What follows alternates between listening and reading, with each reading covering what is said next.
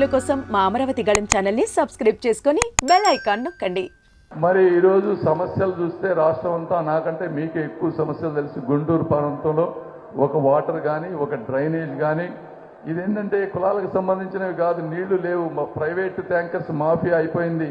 Municipal కార్పొరేషన్లో అధికారులు విపరీతంగా కొంతమంది అయితే సంపాదించుకుంటున్నారు. రాజకీయ నాయకులు అవినీతి, సరే కొంతమంది డబ్బు రాజకీయాలు అయిపోయినాయి, డబ్బులు ఖర్చు పెడుతున్నాం కాబట్టి తప్పట్లేదు అవినీతి అంటా ఉన్నారు.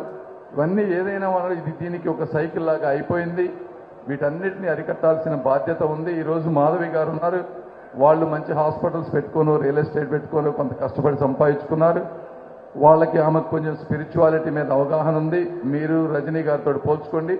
రజనీ గారి విషయం వస్తే ఇక్కడ చిలకలూరుపేటలో జనరల్గా ఒక వ్యక్తి మీద వ్యతిరేకత 2-3 సార్లు పోటీ చేస్తే వస్తుంది. మొట్టమొదటిసారి వచ్చినప్పుడు పదవి వచ్చిన వెంటనే మదిగాక మినిస్టర్గా కూడా ఆమె వచ్చారు.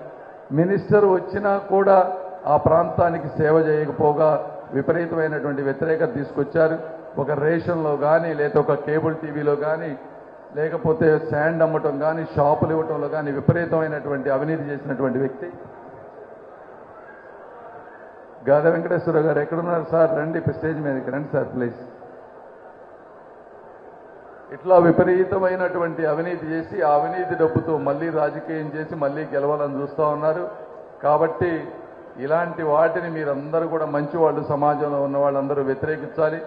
మరి రోసయ్య గారు నేను ఉన్నాం. జగన్మోహన్ రెడ్డి గారు చెప్తా ఉన్నారు కులాల పరంగానో లేకపోతే ప్రాధాన్యత ఇస్తా ఉన్నారు. నేను ఒక్కటే మిమ్మల్ని ఆలోచించమంటున్నా. 2019లో వైసీపీ గెలిచే అవకాశం ఉన్నప్పుడేమో మోదుగుల వేణుగోపాల్ రెడ్డి గారికి పార్లమెంట్ సీట్ ఇచ్చారు. ఈ రోజున పరిస్థితి చూస్తూ ఉంటే జగన్మోహన్ రెడ్డి గారికి తెలుసు, లేకపోతే అందరికీ తెలుసు, ఈ గుంటూరు పార్లమెంట్ అనేది రాజధాని విషయం కానీ ఇంకో విషయం కానీ తెలుగుదేశం పార్టీకి అనుకూలమైన సీటు, ఇది గెలిచే సీటు. ఇలాంటప్పుడు సరే వీళ్ళు తన్నుకుపోవాలని చెప్పి ఏదో 2 సీట్లు ఇస్తున్నారు తప్పించి నిజంగా ఆత్మాభిమానంతో కూడినటువంటి పదవులు చాలా తక్కువ జగన్మోహన్ రెడ్డి గారు ఇచ్చేది. ఎవరైనా సరే మనమనే కదా, ఒక కాపు కానీ ఇంకొకరు కానీ ఏ ఎమ్మెల్యే అయినా కనీసం కూర్చోబెట్టేటువంటి పరిస్థితి లేదు, మాట్లాడేటువంటి పరిస్థితి లేదు. ఇలా ఎన్నో ఉన్నాయి, ఇవన్నీ చెప్పుకుంటా పోతే.